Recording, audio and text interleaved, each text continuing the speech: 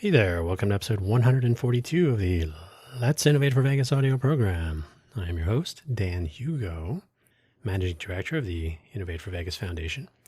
I'm recording this at 8:46 a.m. Pacific Standard Time here in the Greater Vegas area. It is Tuesday, November 4, 2025. We do publish these episodes on Tuesdays, so pretty good timing. Episode 142 already. Crazy. The episode title and topic of today, Flipping the Script. Hopefully, if you are not aware of the Innovate for Vegas Foundation, you'll check us out on hearing today's episode. This is an interesting one, I think. The Let's Innovate for Vegas audio program is about our efforts. We are a 501c3 public charity. We're a Nevada nonprofit corporation. Our purpose statement: to enable and encourage ideation, innovation, and implementation to make our communities better. It is explicitly generic in that regard. We don't talk about coding. People often believe, it must be about coding.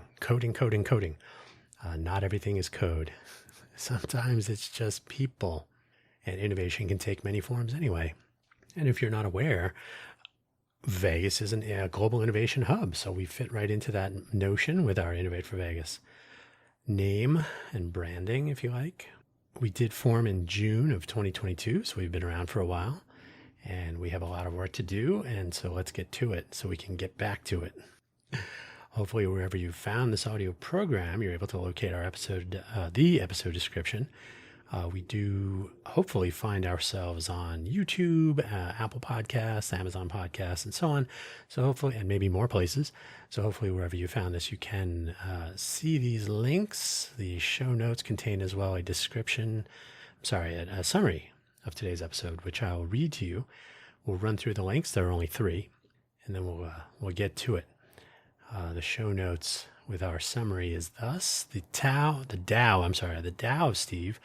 It's a movie, presented an interesting philosophy that we may need to adopt for our efforts in the near term, perhaps as we flip the script, as the title suggests, flipping the script. The links for today's episode, the first 2, the usual, they're in every episode. InnovateForVegas.org is our main homepage for our activities. Innovate, F-O-R, Vegas, one word, no spaces. InnovateForVegas.org. There you will find our various initiatives and other information about the stuff we're actually working on. If you're interested in participating in that part of what we're up to, you can start there. Our other website, Innovate for Vegas Foundation, is the business side. Remember, we are a Nevada nonprofit corporation. We file tax returns. I just did our 990 4 days ago, I think it was. So we file our taxes with the IRS. We have a bylaws. We have a board of directors, which currently has a couple of empty chairs. If you're interested, you can check out Innovate for Vegas, same spelling, F-O-R, InnovateForVegas.Foundation. And the link for today's episode is a Wikipedia page article about the movie, The Tao of Steve. It's an entertaining movie. We are not taking the dating or the personal relationships aspect of the Tao, but the Tao is itself interesting for what we are up to. I will tell you right now, the Tao of Steve, the Steve part is Steve McQueen and various other famous Steves, whom the main male characters envy a bit. But again, we're not going into that aspect of it. But the Tao is this: be desireless. That means don't try too hard to convince people that you want what they have. Be excellent and be gone. Be desireless, be excellent, be gone. Be good at what you do so that people take notice. That's the be excellent part. And be gone because, as Donald Logue, the star of the movie, says, we pursue that which retreats from us. So if there's one thing I've learned here in the Greater Vegas area in our pursuits of trying to accomplish what we hope to with the Innovate for Vegas Foundation, is that we need our interlocutors to pursue us, not the other way around. So let's get to it so we can get back to our daily grind, our work, you too. First, I don't know if you can hear that, the sounds of siren. Okay. Production by Street. The present We are in our fourth year driving community elevation through civic volunteerism, and to be honest, we are not making much progress. Sad to say. Time spent on outreach and attempted engagement is time not spent advancing our own cause. However, few people we have doing that. At the moment, that number is hovering right around 1, and that one person is creating a podcast episode right now. Quick reminder for those new to all of this, Innovate for Vegas Foundation was Code for Vegas Foundation, which itself was a reboot of the original Code for Vegas, which was working with Code for America. It's a lot of 4 here.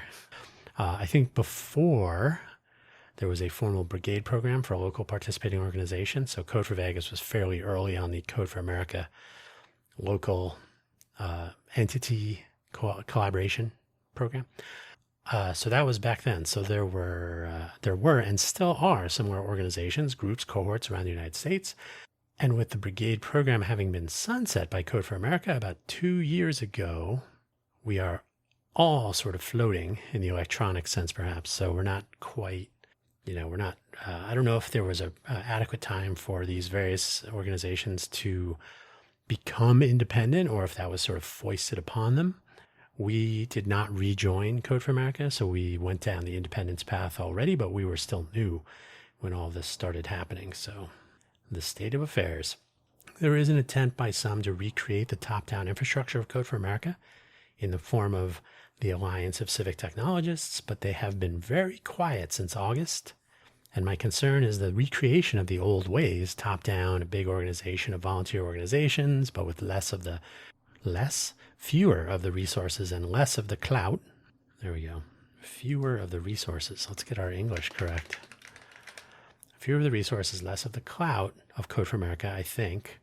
I don't know. I think it'll be a challenge to go uphill. And plus, there's some frustration over the ending of the brigade program. And so I think there are various factors at play that make that a challenge. Innovate for Vegas Foundation is not a part of the Alliance of Civic Technologists. I think our methodologies diverge a bit, although I'm supportive of what they're trying to accomplish if they can do it.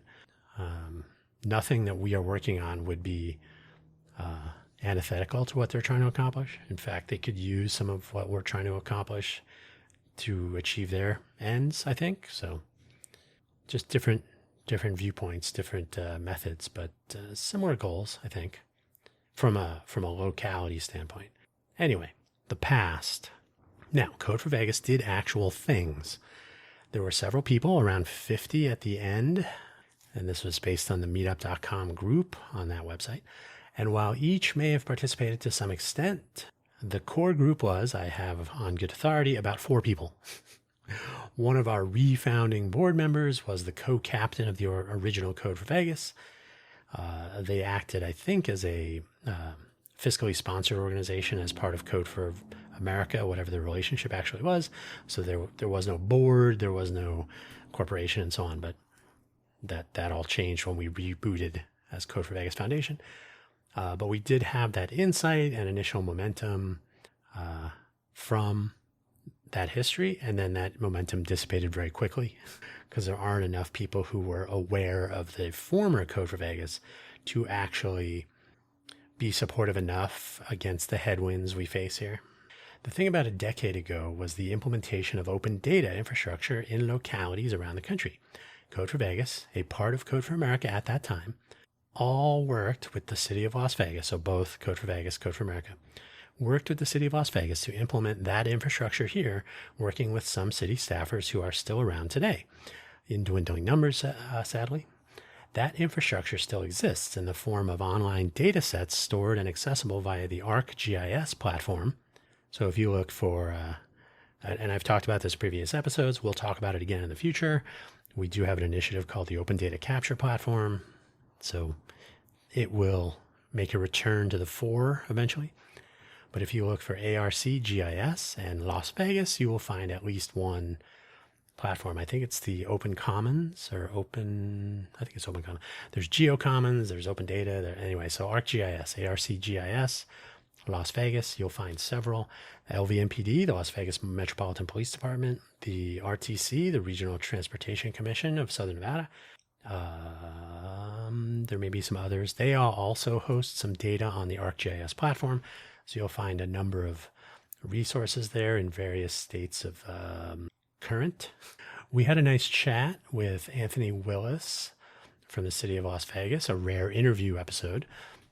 Anthony works with the city of Las Vegas and the GIS group. He is tasked with maintaining that infrastructure, and his colleague in the interview moved on to work at a different city after our discussion. So Anthony is the lone maintainer today, as far as I'm aware, of the city's open data datasets and infrastructure, which is hosted by ArcGIS, which is a whole different company.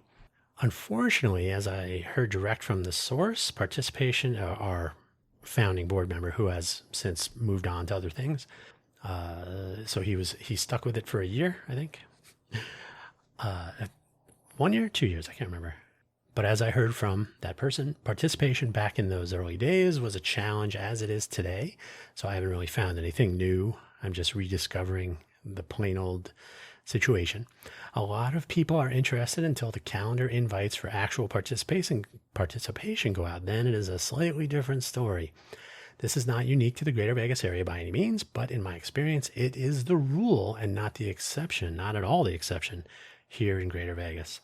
Thus, the hill is steep to climb, but it is a hill that has been around for a long time, and many are trying to climb that hill here and there, especially here in Greater Vegas. Not only our organization, but others as well, but certainly our organization and our peers around the U.S. to different degrees from what I've heard and spoken about with various people. So participation is not... doesn't just happen like magic, and it's hard to maintain. And in light of the sunsetting of the brigade program, which left a couple of organizations in something of disarray and some disillusionment and some disenchantment and some other just general frustration, I think, and a loss of momentum, a lot of factors make that hill a little bit steeper.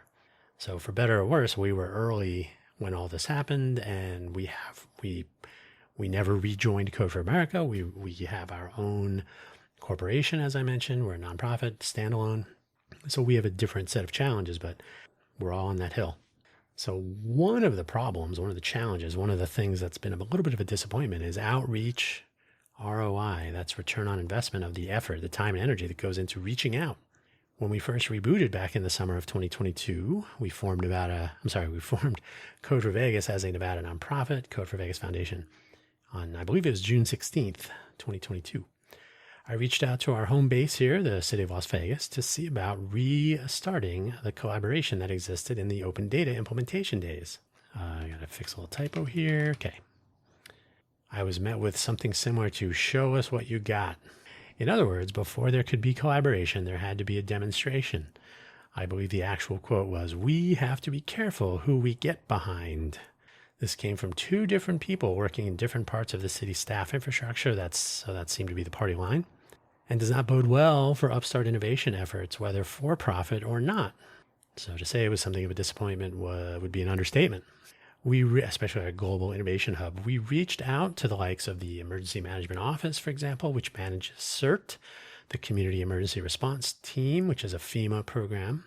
City of Las Vegas Emergency Management Office manages it for Southern Nevada.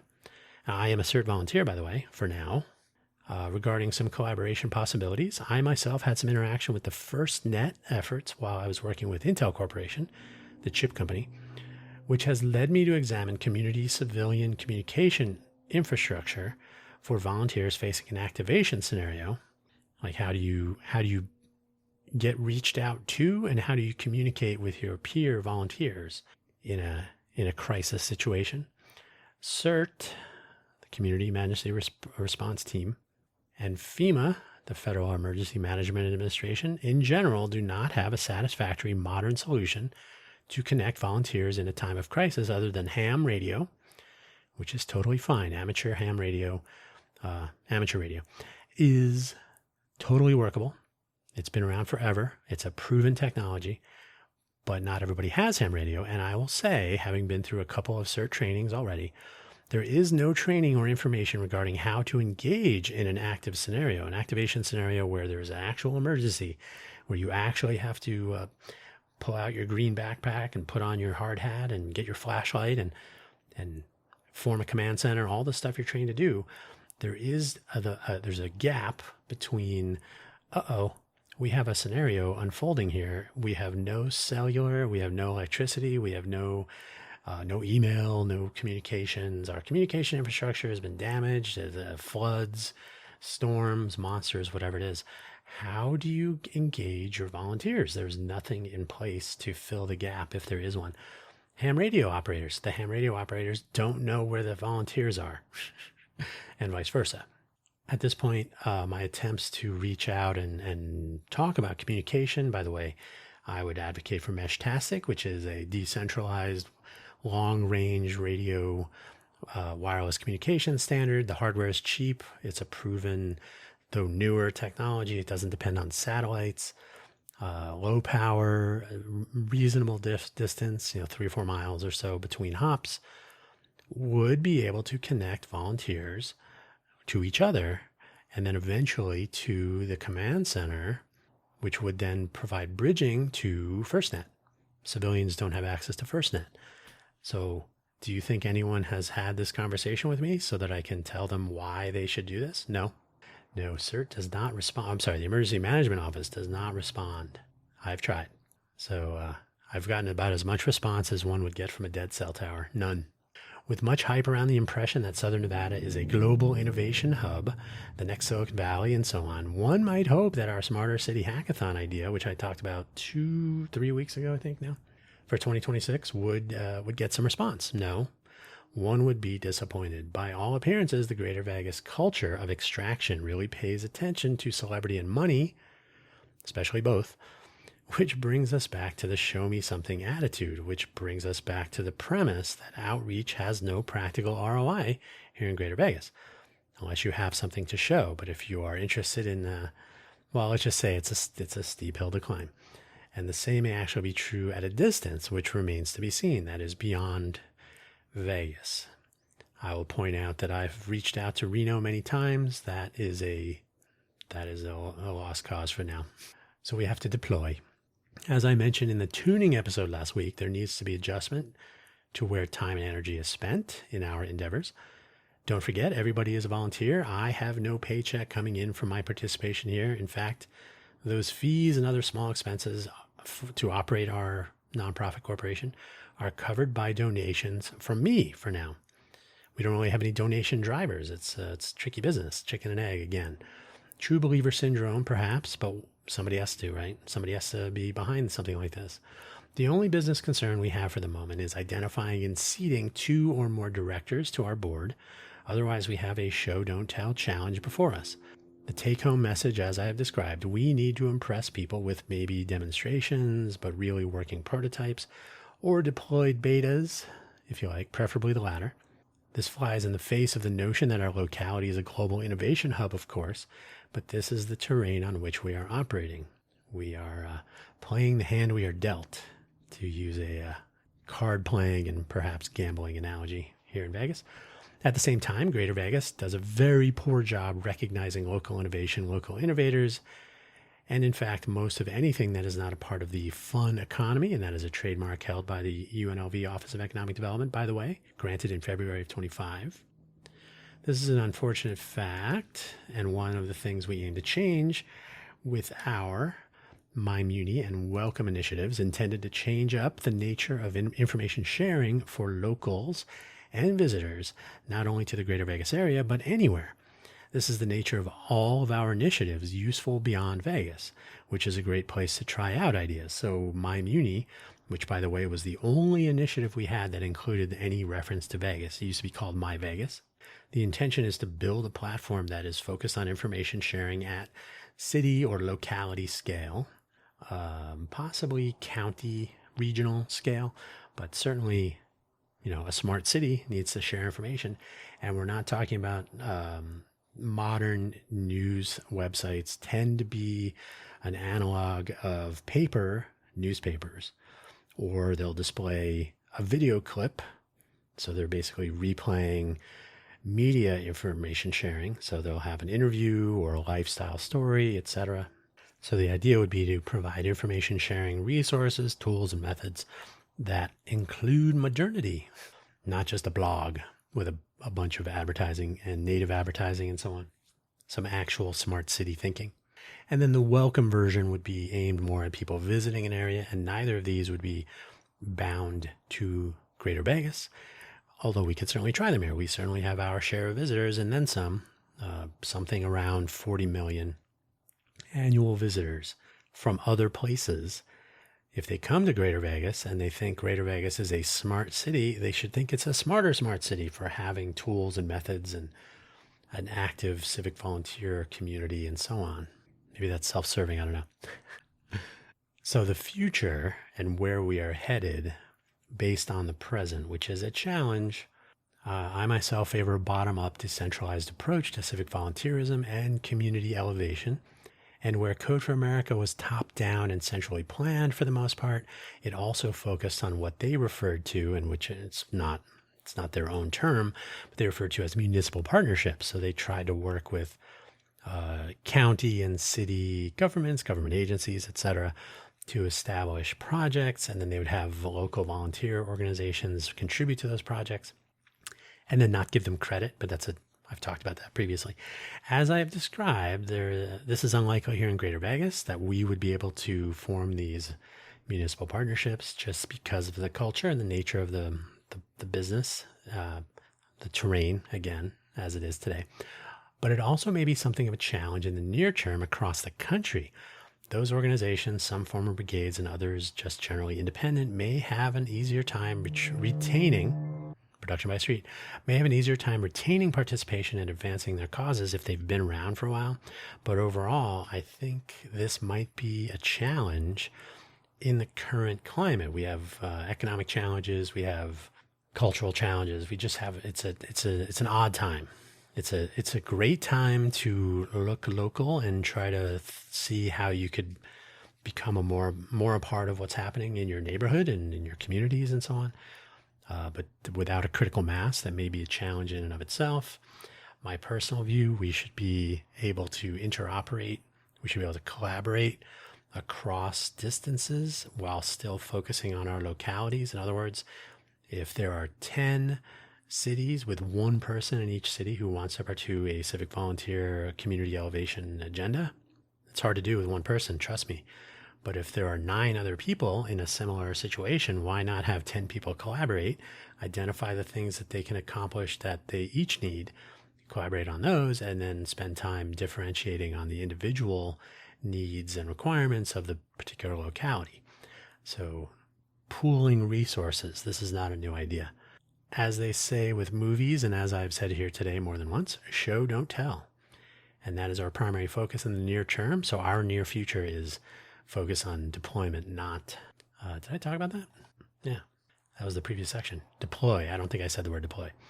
So we need to deploy. We need to actually have working things without impressing at least some small number of people in the Greater Vegas area. So people local here, we risk sliding backward down the proverbial hill that I've referred to, given the apparent lack of interest from various organizations and our local government, plural governments, government infrastructure in general. And by the way, this means city, county, and even state to some extent, though our state government does not generally focus so much locally as our county and city governments would, which makes sense. So our state government, GOED, the Governor's Office of Economic Development, looks at things that will impact the state as a whole. So they're not going to focus on a Greater Vegas effort if there's not a symmetric effort in other parts of the state. That would be a different hill. We basically need to impress our friends and neighbors here locally and perhaps find ourselves in a position where we receive outreach from those entities which have been unresponsive to date when we reach out to them. As I often say, go around them, let them notice and catch up if they want to. Thus, we can be desireless, and we're going back to the Tao of Steve here, with regard to our own outreach. We don't try to get connected with the city, the county, any agencies or organizations. This is an unresponsive crowd. We can be excellent in our pursuits and deployments, so be desireless, be excellent, and we can be gone by going around, as I just said, our immovable and uninterested interlocutors. They may pursue us if they like. Remember the notion, we pursue that which retreats from us. So if we don't need anything from the city of Las Vegas or the city of North Las Vegas, and in fairness, I've not reached out to the city of North Las Vegas. I'm starting to develop some contacts in other places, but the take home, we don't need to reach out to them because we don't really need anything from them. We pursue our initiative agenda that we already have. We attempt to gain participation from other civic volunteers as we show, don't tell. And then we go around these agencies, our infrastructure, we do our thing and we make progress. If they would like to be a part of what we're doing, they may reach out to us. I will aim to end today's episode. This is the final point. My timer says 27 minutes and 40 seconds or so. I will aim to end this episode on a positive note, though. This may have sounded very negative. I always tell people if I was negative, I wouldn't be working on this anymore. I would be gone. These are interesting times. It may be valuable, even essential, that people gain a connection or remain connected to their locality. Taking part in community elevation efforts as a civic volunteer may be one way to get there. And we are here for that.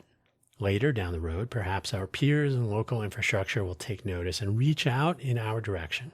They certainly have our contact information. And that is, we're keeping it brief today. This is a brief episode. You can hear the weather in Vegas has been a little off. Something under 70 degrees Fahrenheit today, but a little bit humid. It's really throwing off my sinuses. So I apologize for my voice. As always, it's always fighting with me, but at least it's here. I cannot say the same of our various interlocutors, as I mentioned.